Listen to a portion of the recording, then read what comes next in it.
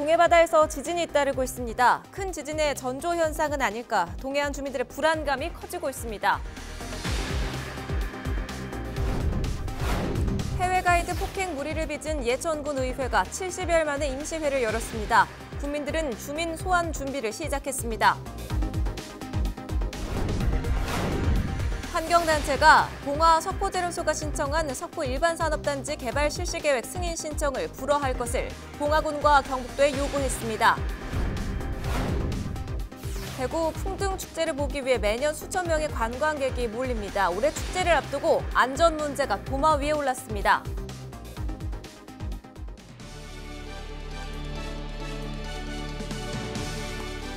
시청자 여러분 안녕하십니까? 헬로티비 대구 경북 뉴스입니다. 동해바다에서 지진이 잇따르고 있습니다. 큰 지진의 전조 현상은 아닐까, 동해안 주민들의 불안감이 커지고 있습니다. 이하영 기자가 보도합니다. 22일 오전 5시 45분쯤 경북 울진군 동남동쪽 38km 해역에서 규모 3.8의 지진이 발생했습니다. 정확한 발생 위치는 북위 36.86, 동경 129.80으로 발생 깊이는 21km입니다. 지진 정도를 느끼는 최대 계기 진도는 3으로 분석됐습니다. 이에 앞서 지난 19일에는 강원 동해시 북동쪽 54km 해역에서 규모 4.3의 지진이 발생했습니다. 올해 들어 발생한 지진 중 가장 큰 규모로 기록됐습니다. 전문가들은 이번 지진이 지각 변동의 한 현상으로 보고 있습니다. 11년 동일본 대지진이 일어났지 않습니까? 우리나라가 약 한 8cm 정도 동쪽으로 좀 이동했잖아요. 그래서 지각도 이동했다는 얘기는 변형을 가져왔다는 얘기인데, 변형이라는 얘기는 밑에 지각도 어느 정도 움직였다는 얘기 아닙니까? 그 움직임 자체가 하나의 원인이 될 수 있죠. 이번 지진이 더 큰 지진의 전조 현상이라는 예측은 섣부르다는 견해입니다. 상식적으로는 안 날 가능성이 높죠. 왜냐하면 큰 지진이 한 번 일어났으니까 이제는 이제 그렇게 큰 지진이 일어날 가능성이 희박하긴 한데 사실은 아무도 모르니까요, 그걸. 포항지열발전소가 땅속으로 주입한 물이 다시 지진을 일으킬 수 있을지의 여부도 단정하기 어렵습니다. 지금 땅속에 물이 한 6,000톤 정도 들어있고 그 다음에 그 지하수 차이가 거의 그 지하 수위 차이가 한 600m 정도 나거든요, 두 개가. 예, 그런데 그것으로 인하여 그 지진이 일어날 가능성이 어떻겠냐는 것은 사실은 모르는 거죠, 아무도. 한수원은 이번 지진으로 지진 경보가 발생한 원전은 없으며 현재 가동 중인 발전소는 정상 운전 중에 있다고 밝혔습니다. 이번 지진에 따른 피해 신고는 없지만 주민들의 불안감은 계속되고 있습니다. 헬로티비 뉴스 이하영입니다. 22일 새벽 울진 인근 해역에서 발생한 지진은 규모가 3.8로 나타났습니다. 3년 전 경주 지진은 5.8이었는데요. 이렇게 지진의 세기를 숫자로 표현하고 이를 리히터 규모라고 이야기하는데, 숫자 1이 증가할 때마다 지진 에너지와 그로 인한 피해는 엄청나게 증가합니다. 차선영 기자가 보도합니다. 22일 새벽 울진 인근 해역에서 발생한 지진은 규모 3.8. 여기서 말하는 규모는 바로 지진의 강도, 즉 진원에서 방출된 에너지의 절대적인 크기를 측정한 리히터 규모입니다. 리히터 규모는 진폭과 주기, 진원, 진앙을 분석해서 측정한 지진파의 총 에너지를 말하며 사람의 느낌과 건물 피해로 측정하는 상대적인 개념인 진도와는 차이가 납니다. 리히터 규모는 숫자 1이 증가할 경우 지진 에너지가 32배 늘어납니다.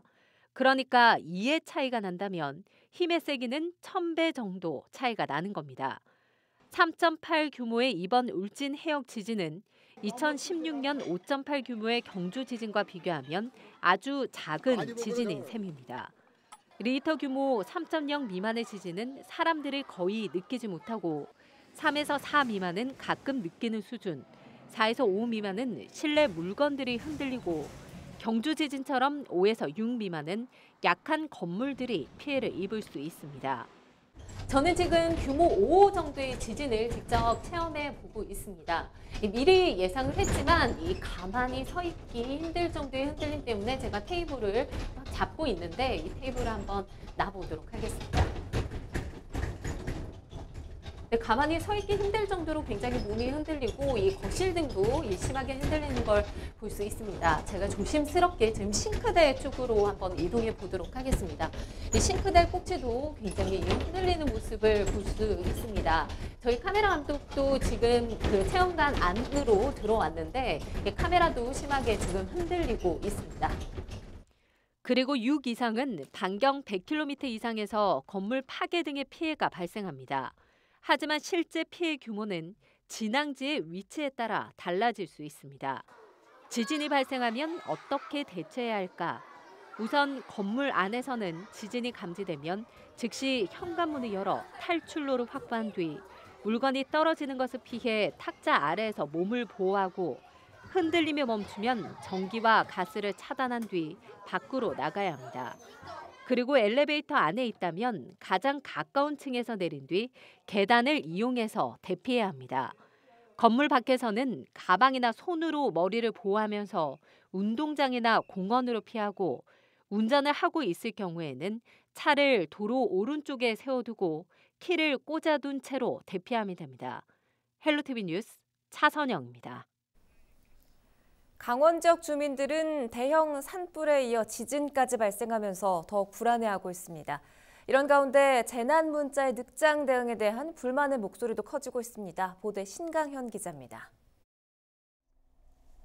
지난 19일 동해시 천곡동 일대, 이날 오전 11시 17분쯤 천곡동 일대 건물과 도로 주변이 2, 3초간 강하게 흔들렸습니다. 지진이 발생한 해상에서 가장 가까운 강릉에서는 땅과 건물이 흔들리는 모습이 생생하게 잡혔습니다. 강릉의 일부 초등학교 학생들은 지진 국민 행동 요령에 따라 질서 있게 대피하기도 했습니다. 갑자기 그냥 쿵 하면서 소리가 많이 컸죠. 그래서 좀 느낌이 이거 지진이다. 그리고 다른 우리 교직원들도 지진이라는 걸 느꼈고 학생들도 지진이라는 걸 느꼈습니다. 진앙에서 200km 이상 떨어진 춘천에서도 지진이 감지됐습니다. 강원도 소방본부에는 이날 오전 11시 16분쯤 발생한 지진으로 100여 건의 신고를 접수했습니다. 다행히 사람이 다치거나 건물이 파손되는 피해는 일어나지 않았습니다. 강릉 지역 SNS에서도 지진 관련 내용이 쏟아집니다. 시민들은 처음 겪는 지진에 놀람과 두려움을 감추지 못했습니다. 일부 시민들은 뒤늦게 도착한 재난 문자에 불만을 터뜨리기도 했습니다. 기상청은 지진 발생 당시 재난 문자를 보내지 않았고 일부 시군에서 2, 30분 후에 자체 판단으로 주민들에게 문자를 보낸 겁니다. 이에 대해 기상청은 규모 4.0에서 4.5 미만의 해역 지진은 진앙 반경 50km 이내에 광역 시도가 포함된 경우 송출하도록 규정하고 있다고 밝혔습니다. 이날 지진은 동해시 북동쪽 54km 해역에서 발생한 것이라 재난문자 송출 대상이 아니라는 설명입니다. 하지만 주민들의 불안은 가라앉질 않습니다. 더욱이 비상 상황이 발생했을 때 어떤 건물로 어떻게 이동할 것인지 알기 어렵습니다. 그렇죠. 평상시에는 그게 대피 훈련을 거의 잘 안 하잖아요. 그러다 보니까 이제 평상시 잘 모를 수도 있는 거죠. 지진을 처음 겪어 당황스럽고 불안한 주민들은 대피 방법과 대피소 위치 등을 홍보하고 교육해야 한다고 한 목소리입니다. 지진을 거의 느껴보지 못해가지고 이번에 좀 느꼈을 때 그거에 대해서는 좀 알 필요가 있겠다 생각이 들더라고요. 근데 좀 이 관공서 쪽이나 그쪽에 있다는 그 안내 정도는 됐으면 좋겠다는 생각을 좀 하고 있었습니다. 시민들의 안전을 보장하기 위한 대책이 시급해 보입니다. 헬로티비 뉴스 신강현입니다. 해외 연수 도중 가이드 폭행으로 물의를 빚은 예천군의회 의원 전원 사퇴를 촉구하는 범국민대책위가 꾸려졌습니다. 대책위에서는 의원들의 임기 1년을 맞는 7월에 맞춰 주민 소환을 준비한다고 밝혔는데요. 70여일 동안 멈춰있던 예천군의회는 지난주 추경안 심의를 위한 임시회를 열었습니다. 전병주 기자입니다. 예천군의회가 지난 19일 임시회를 열었습니다. 예천군의 요청으로 추경안 심사를 위해서입니다. 30일 출석 정지됐던 이형식 의장은 임시회 시작에 앞서 사과문을 발표했고 의장직 사퇴서가 처리됐습니다. 오만여 국민과 40만여 출향인의 가슴에 돌이킬 수 없는 큰 상처를 남겼습니다.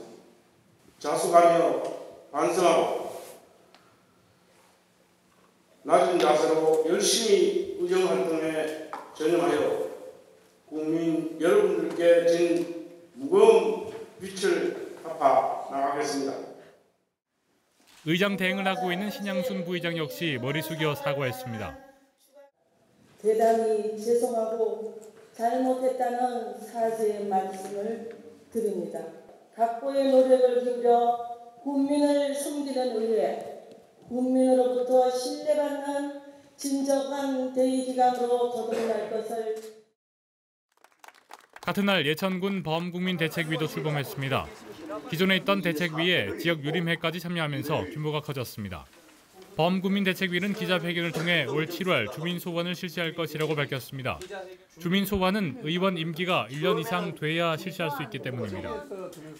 주민소환은 지난 지방선거 당시 투표에 참가한 유권자의 20% 이상의 서명이 있어야 선관위에 신청할 수 있습니다. 국민 여러분 용서해 달라고 읍소한 지가 한 달이 지났습니다.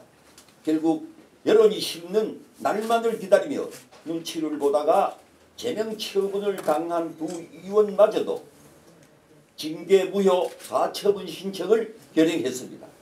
주민 소환을 힘차게 추진하여 예천의 주권자가 사라졌음을 만천하에 보여줍시다. 한편 제명된 박종철 의원과 권도식 의원의 효력정지 가처분 신청에 대한 판단은 이달 말쯤 나올 것으로 보입니다. 법원이 가처분 신청을 받아들일 경우 의원직은 유지됩니다. 헬로티비 뉴스 전명주입니다. 환경단체가 봉화 석포제련소가 신청한 석포 일반산업단지 개발 실시 계획 승인 신청을 불허할 것을 봉화군과 경북도에 요구했습니다. 지난 3월 27일 제련소 측이 봉화군의 산업단지 개발 실시 계획 승인 신청을 제출하자 반발하고 있는 겁니다. 홍정표 기자가 보도합니다. 이번에 신청한 부지는 제련소 인근 18만 4천 제곱미터. 지난 2012년 봉화군으로부터 승인받았으나 제련소 측의 조건 미준수로 2015년 12월 개발 기간이 만료된 적이 있습니다. 봉화군은 당시 사전공사 시행과 불법 토속 채취, 사토 처리 부적성을 이유로 2013년 6월 공사중지 처분을 내렸습니다.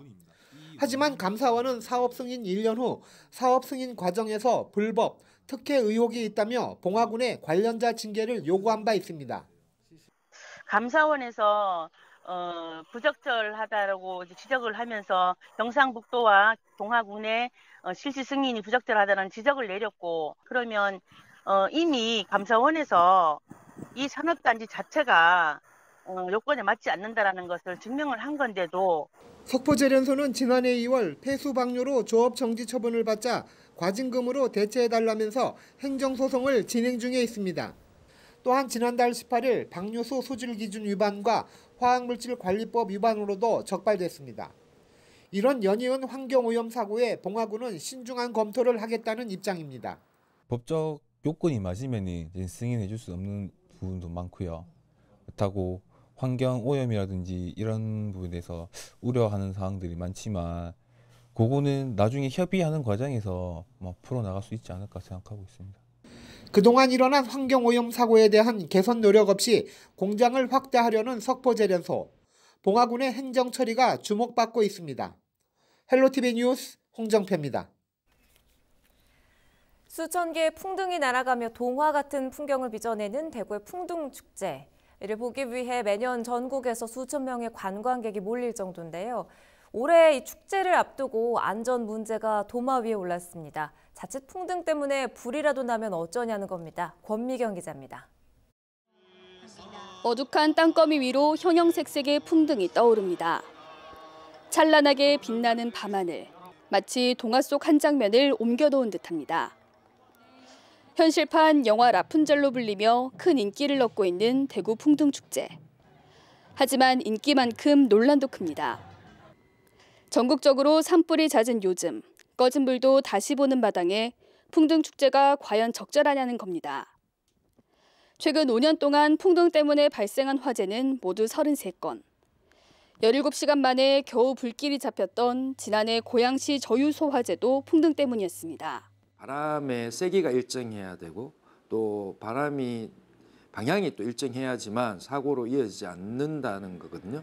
그러면 이 대구시에서는 대구 시민 안전을 어떻게 보면 하늘의 운에 이렇게 맡기고 있는 것으로밖에 보이지 않는데. 대구시는 안전 기준을 지키면 큰 문제는 없을 거라 보고 있습니다. 바람이 약할 때를 기다렸다가 불에 타지 않는 소재로 된 풍등만 띄울 예정입니다. 또 화재 위험이 있는 일반 풍등은 현장에서 날릴 수 없도록 단속하고 소방대원도 곳곳에 배치할 계획입니다. 올해 같은 경우는 안전 가이드라인에 있는 모든 항목들을 저희가 지금 실천을 했습니다. 소방이랑 경찰이랑 미리 협조를 해서 또 저희 그 문화체육관광국 직원들도 많이 곳곳에 이제 배치를 해서 이제 안전 요원들과 함께 사제 풍등을 이제 그 단속을 할 예정입니다. 하지만 언제 어디서 일어날지 모르는 게 화재인 만큼 소원 빌려다 불이라도 나면 어쩌냐는 따가운 눈총이 쏟아지고 있습니다. 헬로티비 뉴스 권미경입니다. 2년 전 대구 북구의 한 건물주가 계속되는 경기 침체에 세입자들에게 6개월치 월세를 내지 않아도 된다고 한 소식 기억하시죠? 안동시의회 김호석 의원은 상가를 저렴하게 임대해주는 건물주를 찾아 보상해주자는 아이디어를 제안해서 눈길을 끌고 있습니다. 김신혜 기자가 취재했습니다. 빈 점포가 곳곳에 눈에 띕니다. 짧은 골목에 빈 점포가 잇따라 붙어있는 곳도 있습니다. 안동 시내 비어있는 상가는 30% 이상. 최저임금 인상과 소비심리 위축도 원인이지만 임대료 문제도 무시할 수 없습니다. 매출이 떨어지다 보니까 임대료가 굉장히 비싸게 느껴지고 그 임대료를 감당할 수 없을 지경까지 오는 거죠. 그래서 지금 이 임대료 부분이 사실 우리 소상공인들에게는 인하 문제가 절실한 문제입니다. 매출이 지금 감소하고 있는 상황인데 이제 임대료는 고정적으로 지금 나가는 상황에서 많이 이제 힘들죠. 저희뿐만 아니고 다른 데도 똑같은데 임대료가 좀 내려갔으면 도움이 될까 싶고 하고요. 문제 해결을 돕기 위한 제안이 안동시의회 임시회 5분 발언에서 나왔습니다. 김호석 의원은 적정한 임대료를 유지해주는 건물주를 찾아 보상하는 착한 건물주 찾기 운동을 제안했습니다. 허가 부분에 있어서는 공실률을 줄임으로 해서 원도심이라든지 소상공인들이 그 사업을 계속적으로 영위함으로 해서 시장 경제에 활력을 넣어줄 수 있고. 김 의원은 또 안동시와 연계해 상수도 요금을 줄여주거나 쓰레기 봉투 지원, 인센티브 제공도 고려하고 있다고 밝혔습니다. 제도로 정착되기 위해서는 넘어야 할 산도 있습니다. 착한 건물주도 많이 찾기 위해서 홍보도 많이 돼야 될 것 같고 조례 제정을 통한다든지 우리 시에서 행정적으로 뒷받침할 수 있는 걸 저도 찾아보겠습니다. 착한 건물주 찾기 운동이 제도로까지 잘 정착이 돼서 이 빈 점포에 상가가 들어서고 지역 자영업자들이 상생하는 선사례가 될 수 있을지 관심이 모아집니다. 헬로티비 뉴스 김신혜입니다. 울산시와 포항시가 대한민국 축구종합센터의 경주시 유치 지지를 선언했습니다. 경주시는 22일 해오름동맹 상생협의회 임시회를 열고 축구종합센터 경주 유치를 지지하는 결의문 서명식을 가졌습니다. 해오름동맹 협의체는 울산 포항 고속도로 개통을 계기로 울산과 경주 포항시가 지난 2016년 6월 상생협력 협약을 체결한 뒤 지속적으로 공동협력 사업을 추진하고 있습니다. 경산에서 열린 제57회 경북 도민체육대회가 22일 성황리에 막을 내렸습니다. 대구시와 경북 23개 시군이 참여한 이번 대회에는 12,000여 명의 선수들이 참여해 열띤 경쟁을 펼쳤습니다. 특히 경산시청 소속 이규형 육상선수 등 5명이 4관왕을, 김시온 선수 등 12명이 3관왕을 차지하는 등 다관왕들이 잇따라 배출됐습니다. 경상북도가 세계 한인무역협회 도쿄지회와 일본 통상 확대를 위한 업무 협약을 체결했습니다. 이번 협약에는 경북 우수 중소기업 제품의 일본 시장 진출 협력, 일본 유통채널 확대 지원, 경북 청년 해외 취업 지원 등을 주요 내용으로 담고 있습니다. 세계 한익무역협회는 1981년 설립돼 74개국의 146개 지회에 7천여 명의 재외동포 CEO 등 경제인 2만여 명으로 구성된 재외동포 경제인 단체로 도쿄지회는 200여 명의 회원들로 구성돼 있습니다. 예천군 보건소가 22일 생명사랑 마을 조성 사업의 일환으로 농약을 안전하게 보관할 수 있는 농약 보관함 60개를 보급했습니다. 생명사랑 마을 조성 사업은 농촌 지역 주민들의 충동적인 농약 음독 사고를 방지하기 위해 잠금 장치가 부착된 농약 안전 보관함을 보급하고 지역 주민의 정신 건강 관리를 통해 마을 단위 생명 존중 분위기를 조성하는 사업입니다. 군은 지난 3월 20일 부초리 마을회관에서 생명사랑 마을 조성 사업에 대한 주민 사업 설명회를 실시하고 마을 대표 3명을 생명 지킴으로 위촉했습니다. 경북교육청이 도시재생 뉴딜 사업에 경북 6개 지역 20개 학교 청소년 사회참여 동아리를 지원한다고 밝혔습니다. 지난 18일 6개 지자체 담당자와 도시재생센터장, 교육관리자와 지도교사 60여 명이 참여해 청소년 사회참여 활동 지원 협의체를 구축했으며 청소년 동아리가 지난 4년간 운영한 시정 참여 지원단의 우수 사례를 공유했습니다. 우리 지역의 이슈 콕 짚어봅니다. 헬로 이슈 토크. 지역의 이슈를 콕 짚어드립니다. 헬로 이슈 토크를 시작합니다. 전국 대도시마다 전시 컨벤션 산업, 이름하여 마이스 산업을 키우기 위해서 인프라 확대에 나서고 있는데요. 올해로 5주년을 만든 우리 지역의 경주 화백 컨벤션 센터 역시 지난 겨울 동안 새 단장을 마쳤습니다. 지역 경제 활성화가 기대되고 있는데요. 헬로 이슈 토크 오늘 이 시간에는 경주 화백 컨벤션 센터 박영호 사장, 또 동국대학교 호텔관광경영학부 박종희 교수 모시고 지역 마이스 산업 경쟁력 강화 방안에 대해 자세히 얘기 나누도록 하겠습니다. 두 분 안녕하십니까? 안녕하십니까? 네. 앞서 말씀을 드렸는데요. 마이스 산업에 대해서 좀 짧게 말씀을 드렸습니다만 먼저 시청자들의 이해를 돕기 위해서 교수님께서 오늘 우리가 얘기 나눌 이 마이스 산업에 대해서 전반적으로 큰 틀에서 좀 소개를 해주시죠. 네, 시청자들께서 쉽게 이야기하기 위해서요. 간단히 말하면 이 마이스 산업은 만남을 위한 만남에 도움을 주는 그러한 산업이다라고 말씀드릴 수 있겠습니다. 근데 이제 목적이 여러 가지인데요. 하나는 회의를 위해서, 그 다음에 인센티브 투어를 위해서, 그 다음에는 또 전시, 또 이벤트 이런 것을 목적으로 만남을 주선하는 그런 산업이라고 이야기할 수가 있고요. 이 산업이 왜 그러면 그렇게 21세기에 들어와가지고 관심을 갖냐면은요. 이제 세계화, 국제화가 되고 있고요. 그 다음에 교통이 굉장히 발달함에 따라서 그리고 이제 사람들이 정보에 대한 욕구가 굉장히 많아졌어요. 그래서 결국은 이런 마이스 산업을 통해서 이런 욕구를 충족시켜 줄 수 있기 때문에 이런 산업이 계속 성장하는 산업으로 지금 자리매김하고 있다, 이렇게 말씀드릴 수가 있겠네요. 네, 큰 틀에서 말씀을 해주셨는데요. 그렇다면은 이 마이스 산업의 중추적인 역할을 하고 있는 우리 화백 컨벤션 센터가 올해로 이제 5주년을 맞았습니다. 우리 박영훈 사장님께서는 우리 경주 화백 컨벤션 센터의 뭐라 그럴까요? 현주소 좀 어디까지 왔고 어떻게 나아가야 되는지 한 말씀 해주시죠. 예. 저희들 경주는 우리나라의 대표적인 관광 도시입니다. 이런 우수한 관광 인프라와 세계 유산을 활용해서 저희들이 이제 각종 컨벤션을 유치하고 있고요. 그리고 현재 국내에는 정부로부터 지정받은 국제회의 도시가 11개 있습니다. 서울, 부산, 대구 등 이렇게 있는데요. 그리고 11개 도시 간에 국제회의를 유치하기 위해서 각종 그런 유치 경쟁이 상당히 뜨겁습니다. 그런 경쟁이 치열한 상황이고요. 그리고 이제 2017년도에 발표된 국제 컨벤션 협회에서 통계를 국제회의 개최 통계를 이제 발표했는데요. 경주는 11개 국제회의 도시 중에 6위를 차지했었습니다. 아, 그렇군요. 중간 정도로 위치가 되지요. 하지만 경주는 기초단체 도시로서는 전국 최고입니다. 아, 그렇군요. 그래서 이제 앞으로 우리의 경쟁 도시는 광역시이기 때문에 여러 여건을 고려할 경우에는 나쁜 성적은 아니라고 저는 생각합니다.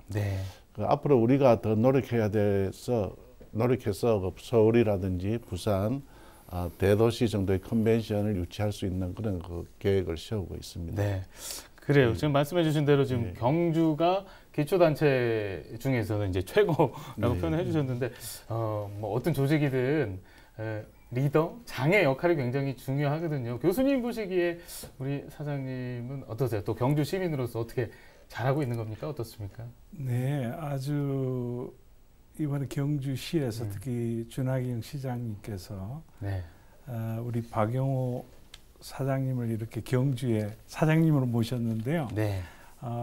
저희들로 봐서는 굉장히 잘한 결정이다 이렇게 생각을 합니다. 왜냐하면 박영호 사장님은 사실 컨벤션 분야에 전설적인 인물이거든요.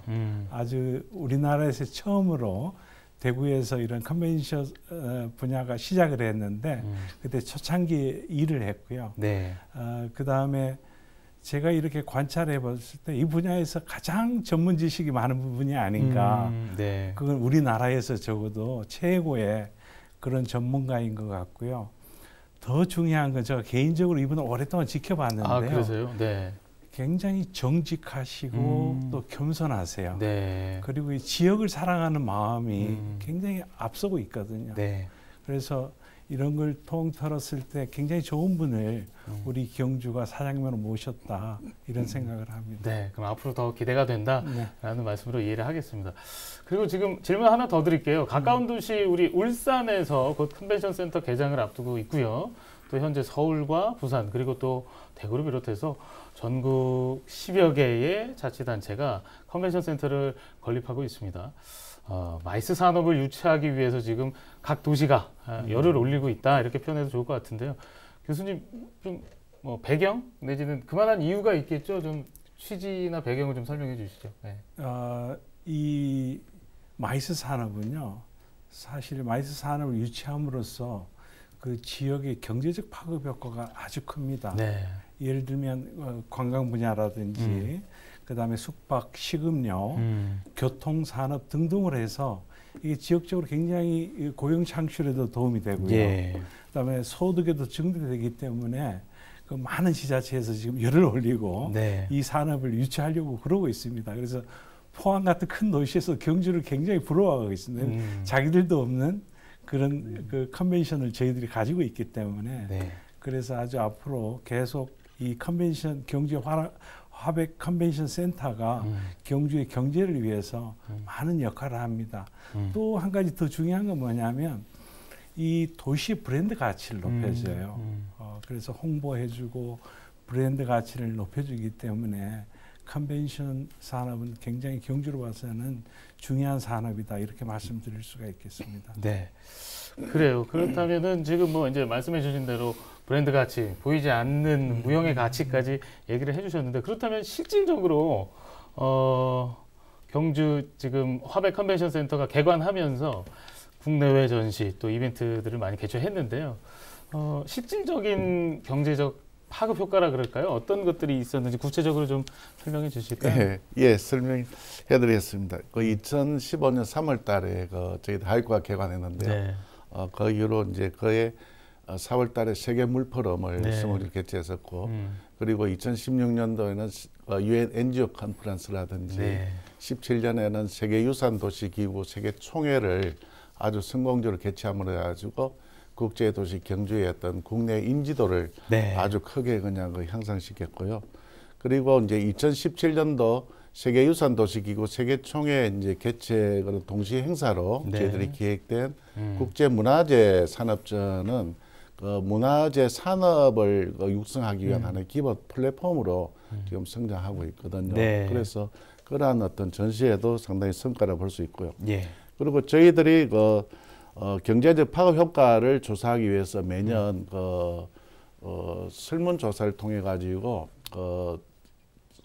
전시 참가자들과 주최자들이 소비 지출한 금액을 저희들 파악해서 경제 파급 효과 조사를 지금 연구하고 있습니다. 그래서 2017년도 같은 경우는 그 주최자 참가자들이 총 소비 지출 금액이 356억이었고요. 그로 인한 생산 유발 효과가 673억 원이었고요. 그리고 소득 유발 효과가 115억, 그리고 부가가치 유발 효과가 275억 등 한 1,000억 원 이상의 경제 파급 효과 창출되었고요.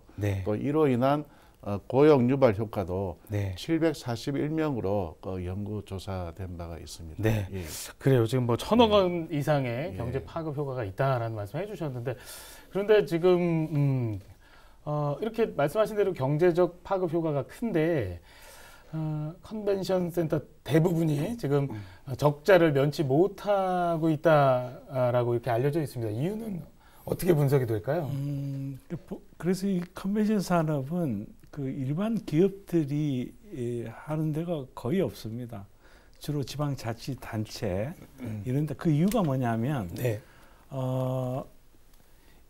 이 컨벤션 산업을 통해서 직접 수입은 그렇게 많지 않습니다. 그런데 이분들이 와가지고 관광도 하시고 숙박도 하시고 또 지역에서 음식도 먹고 이런 아까 조금 전에 1,000억 원의 그 유발 효과가 있었다고 그러는데 이런 유발 효과가 경제적 파급 효과가 크기 때문에 각 지자체에서 좀 실질적으로는 좀 적자를 보지만 그런 파급 효과가 크기 때문에 유치하려고 한다고 이렇게 말씀드릴 수가 있겠습니다. 네. 직접 운영하시는 입장에서 애로사항도 있으실 것 같아요. 예, 저희 하이코는 이제 해외 중심의 컨벤션 센터입니다. 국내 다른 여러 도시들의 컨벤션 센터는 전시장 중심의 센터로 지어졌고 현재 운영되고 있거든요. 그래서 저희는 컨벤션 중심으로 운영되고 있어가지고 컨벤션 센터의 직접 수익보다는 지역 경제 파급 효과, 경제 파급 효과 창출에 더 저희들이 중심의 어떤 포커스가 맞춰져 있습니다. 네. 그래서 이제 하이코 수익을 더 올리기 위해서는 하이코의 어떤 전시 시설도 확장해서 대규모 전시회를 개최하면은 수익은 좀 더 올라갈 거로 기대하고 있습니다. 네. 그런 의미에서 우리 경주만의 이런 마이스 산업이 뭐 색깔을 좀 도드라지게 한다고 표현할까요? 좀 독특한 그런 컨셉이 좀 있었으면 좋겠는데요. 뭐 이에 대한 어떤 계획, 대안도 갖고 계신가요? 어떻습니까? 예, 무엇보다 저희들 지역 산업과 연계된 분야에 많은 컨벤션을 이제 개최하여서 지역 경제와 그리고 산업 발전에 기여할 수 있도록 저희들 노력해야 한다고 생각하고 있고요. 그리고 센터 운영 시 재정 부담을 줄이기 위해서는 아주 적극적인 영업 활동과 효율적인 그리고 또 실사구시의 경영으로서 비용을 줄여 나갈 필요가 있다고 생각합니다. 저희 현재 하이코는 전 임직원이 수익을 올리기 위한 행사 유치에 전사적으로 영업 활동을 지금 하고 있고요. 그리고 또 컨벤션 현장 서비스를 강화를 해서 하이코 하이퀄리티라는 차별화된 서비스로 승부를 지금 하고자 하고 있습니다. 그래서 내년에는 시 출연금을 조금 줄여 나갈 수 있을 거라고 저희는 기대하고 있습니다. 네. 오늘의 주제 다시 한번 좀 자세히 좀 얘기 나눴으면 좋겠는데요. 마이스 산업의 경쟁력 강화 방안 얘기 나누고 있습니다. 우리 교수님께서 어떻게 접근하는 것이 필요한지, 어떤 전략이 필요한지 한 번 더 강조해 주시죠. 저는 적어도 두 가지 전략은 필요하다고 생각합니다. 그건 뭐냐면 다른 데하고 차별화되고 우리 경주만이 가지고 있는 어떤 지역적인 그런 특성을 잘 이용하는 그런 컨벤션 유치가 중요하다고 생각하거든요. 그래서 최근에 우리 박용호 사장님하고 이번 그것 때문에 금요일 날 서울을 올라가기로 했네. 그게 뭐냐면 최근에 이제 뜨는 산업이 뭐냐면 힐링 산업이거든요. 그래서 이 힐링 산업은 경주에 아주 좋은 것 같아요. 그래서 우리 세계적인 그런 힐링 그런 산업을 유치하기 위해서 지금 사장님하고도 이번에 금요일에 올라가기로 좀 계획이 돼요. 그래서 이런 좀 특색이 있는 경주만이 가지고 있는 그러면서도 앞으로 계속 성장하는 이런 산업을 대상으로 유치하는 게 굉장히 중요하다고 같고요. 두 번째 중요한 건 뭐냐면 협력이 중요한 것 같아요. 그래서 지역민이 주도하는, 그래서 우리 경주 시민 한 사람 한 사람이 이 컨벤션의 직원들만 운영하는 게 아니라 우리 시민 한 사람 한 사람이 영업사원이 돼가지고 함께 협력해서 유치하는 데도 도움을 주고요. 또 여러 가지 서비스 차원에서도 좀 시민 한 사람 한 사람이 오는 그런 참가자들한테 좋은 인상을 심어줄 수 있는 그런 노력이 굉장히 필요하다 이런 생각이 듭니다. 네, 그래요. 시민들의 참여가 중요하다는 말씀까지 해주셨는데 그렇다면 지역민들과 함께하는 그런 프로젝트들도 준비하고 계시다고요? 설명을 좀 해주시죠. 예, 저희들은 이제 먼저 2015년 개관한 이래 거의 이제 11월 달에 그 영남 치과 국제 컨퍼런스 겸 기자재 전시회를 저희들이 경주 지역의 의사분들과 그리고 또 포항에 계시는 의사분들이 중심을 해서 아주 유치를 해서 성공적으로 개최한 바가 있습니다. 그리고 그 국제문화재 산업전 같은 경우는 지역에 계시는 그 한국문화재 돌봄협회가 되겠습니다. 그 관계자들과 회원들이 많이 도와주고 계시고요. 그리고 또 뭐 지역의 아주 중요한 그 대학인 그 동국대학교 가령 그 주재원 교수님 같은 경우는 작년에 한 그 경영학회 관련 통합학술대회 유치하는데 많은 도움을 주셨고, 그리고 또 이제 컴퓨터공학부의 변정용 교수님 같은 경우는 그 콜링, 그 컴퓨터 언어 분야에 아주 세계적으로 유명한 그런 그 국제학술대회를 유치하는데 아주 중요한 결정적인 역할을 해주셔가지고 이런 분들이 행사 유치에 직접 많이 도움을 저희들 받고 있습니다.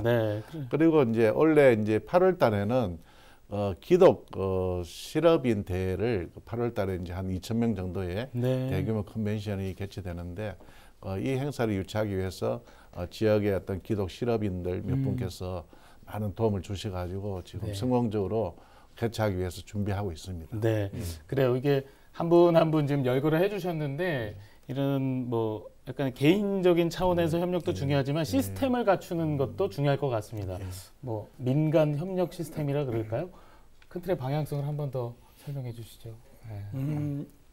뭐 방향성이라기 하기보다 실은 이 컨벤션에 참가하시는 분들은 실제적으로 컨벤션에서만의 어떤 프로그램을 통해서 만족하는 게 아니거든요. 이분들은 전체 경주의 전체 경험을 통해서 만족을 하기 때문에 예를 들면 이런 경우입니다. 지금 이 컨벤션 오시는 분들의 가장 큰 불만이 컨벤션에서 이루어지는 게 아니고요. 예를 들어서 서울에서 신경지역을 내렸는데 신경지역에서 본문단지에 있는 컨벤션까지 가려고 했더니 버스를 찾았어요. 그러니까 직행 버스가 없는 거예요. 그러니까 이분들이 이제 뭐를 타면 택시를 탔어요. 택시를 탔는데 나중에 가격을 보니 그 가격이 서울에서 신경지 오는 그 가격이나 신경지역에서 택시 타고 본문단지 가는 게 같으니까 여기서부터 불만이 생기지. 그래서 이분들이 한번 참석을 하면 재방문이 잘 안 이루어지죠. 그런 차원에서 우리가 우리 시민 한 사람 한 사람이 다양한 그런 이해관계 주체 세력들이 협력해야만 결국은 재방문이 이루어지고 더 많은 그 컨벤션 참가자들을 유치할 수 있지 않을까 해서 정말 협력 시스템이 필요하다 이런 말씀을 드렸습니다. 그래요. 이게 좀 시스템으로 구축이 되면 좋겠는데 거기까지 조금 시간이 걸릴 것 같고, 그렇다면 지금 지역민들과 소통하고 함께하는 게 중요하다고 많이 강조를 해주셨는데 지역민들에게 사랑받는 내지는 잘 참여하는 그런 경주 화백 컨벤션 센터가 되려면 어떤 노력들을 더 해야 될까요? 예, 그 컨벤션 센터는 기본적으로 그 지역 경제와 그 사회 발전을 위해서 중요한 역할을 수행해야 한다고 봅니다. 그래서 다양한 분야의 많은 컨벤션과 전시회를 이제 개최해서 지역민과 이제 국내의 참가자들 간의 인적 교류가 활발히 일어날 수 있는 거고요. 그리고 이제 최신의 지식을 공유함으로 해서 할 수 있는 그런 기회를 창출해서 이제 지역이 보다 더 활기차고 그리고 개방될 수 있는 어떤 그런 기회를 이제 많이 저희들이 창출하는 거죠. 그래서 이제 컨벤션 센터는 도시를 여는 데 기여하는 것입니다. 그래서 그리고 이제 하이코는 이제 경주 시민으로부터 많은 사랑을 받기 위해서는 먼저 시민과 지역사회 그리고 와의 그 적극적인 소통을 해서 지역에 많이 공헌하는 이런 기본 역할을 충실히 수행해야 한다고 저는 생각합니다. 그래서 저희 하이코는 이런 역할을 아주 충실히 수행할 수 있도록 많은 노력을 하고 있고 또 다양한 그런 사업 계획도 지금 추진하고 있습니다. 네. 예. 올해도 굉장히 바쁘실 것 같아요. 굵직굵직한 그런 행사들 준비하고 계신 걸로 알고 있는데요. 어떤 행사들 준비하고 계신가요? 예, 원래는 이제 많은 행사 중에 지난 3월달에 개최한 브리티시 아메리칸 타버커 코리아라는 네. 기업 행사를 아주 했었고요, 성공적으로. 그리고 이제 이달 4월에는 웅진 싱크비 그리고 이제 아우디 자동차 행사도 저희들이 이제 예정되어 있습니다. 네. 그리고 이제 5월달에는 대한당뇨병학회라든지 대한외과학회 그리고 이제 의학교육학회 등 의학 분야 학술대회가 많이 지금 예정돼 있고요. 그리고 이제 6월부터는 이제 국제 열전기 학술대회 그리고 이제 국제 레이저 물리학회 그리고 이제 정보 디스플레이 학회 등 한 10건 정도의 국제 학술 대회가 지금 개최 준비되고 있습니다. 그리고 전시회는 이제 9월 달에 문화재 산업전이 지금 준비를 하고 있고요. 그리고 10월에는 한옥 박람회도 저희들이 지금 준비하고 있습니다. 그리고 이제 올해 이제 12월 달에 처음으로 민간 주최자와 공동 사업으로 저희들이 경주 윈터 페어라는 크리스마스 시즌에 소비재 전시회를 지금 현재 기획 준비를 하고 있습니다. 네, 그래요. 말씀만 들어도 올해 굉장히 바쁘실 것 같은데요. 끝으로 지금 시간이 많이 됐거든요. 못다 하신 말씀이나 덧붙일 말씀 있으시면 우리 교수님부터 한 말씀 해주시죠. 저는 딱 한마디 하고 싶어요. 감사라는 단어. 감사. 네. 왜 그러냐면 아까도 이야기했지만 포항에서는 이 컨벤션 센터가 없어 굉장히 부러워하세요. 근데 이상하게도 우리 경주 시민들은 이 컨벤션 센터가 들어온 것에 그렇게 감사를 하지 않는 것 같아요. 그래서 이게 들어오는 것에 대해서 굉장히 감사하다고 생각해야 되고요. 그리고 특히 한수원에 대해서도 한수원이 결국 이걸 지어줬잖아요. 그래서 한수원 분들에게도 정말 감사하다는 생각을 해야 되고요. 그 다음에 정말 또 중요한 건 뭐냐면 우리 시민 한 사람 이건 컨벤션 직원들 것이 아니라 우리 시민 한 사람의 것이라고 생각하는 그런 마음가짐이 중요할 것 같다고 생각합니다. 그래요. 감사가 중요하다라고 좀 강조를 해주셨고요. 우리 사장님도 끝으로 한 말씀 해주시죠. 우선 먼저 지역 마이스 산업 경쟁력 강화 발전을 위해서는 무엇보다 도시 전체 도시 경쟁력을 높여야 됩니다. 이거는 컨벤션 유치는 도시 간의 경쟁이거든요. 센터와 센터 간의 경쟁이 아닙니다. 이제 그래서 컨벤션 유치를 하는 저희가 상대하는 도시는 서울, 부산, 제주, 대구라든 이런 대도시입니다. 그래서 이제 저희 경주는 이제 차별화된 컨텐츠와 그리고 아주 차별화된 어떤 고급 현장 서비스로 저희들 이제 승부를 지금 하고 있고요.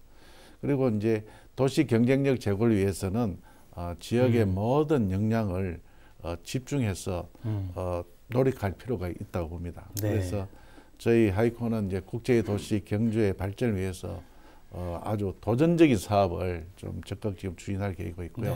그래서 이제 앞으로 저희들 지역 시민들의 많은 관심과 그리고 격려 그리고 많은 참여를 저희들 부탁드립니다. 감사합니다. 네. 그리고 마이스 산업의 경쟁력 강화 방안에 대한 얘기 나눴는데요. 오늘 나눴던 얘기들 중에 장점은 살리고요. 단점은 보완하는 방식으로 진행이 됐으면 좋겠습니다. 또 지역 경제 활성화까지 이어졌으면 좋겠습니다. 오늘 두 분 자리해 주셔서 고맙습니다.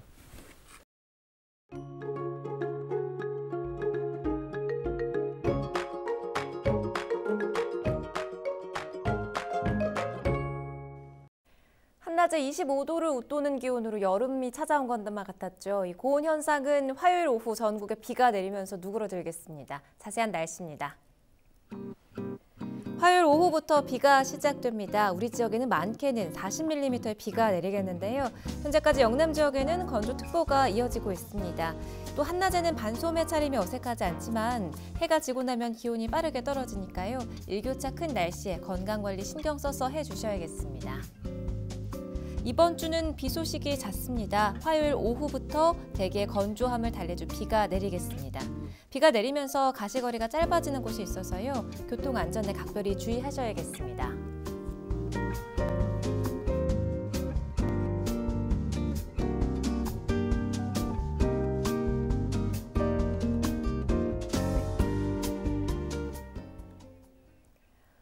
이상으로 헬로티비 대구 경북 뉴스를 모두 마칩니다. 저희는 언제나 여러분 곁에 있겠습니다. 지금까지 시청해주신 여러분 고맙습니다.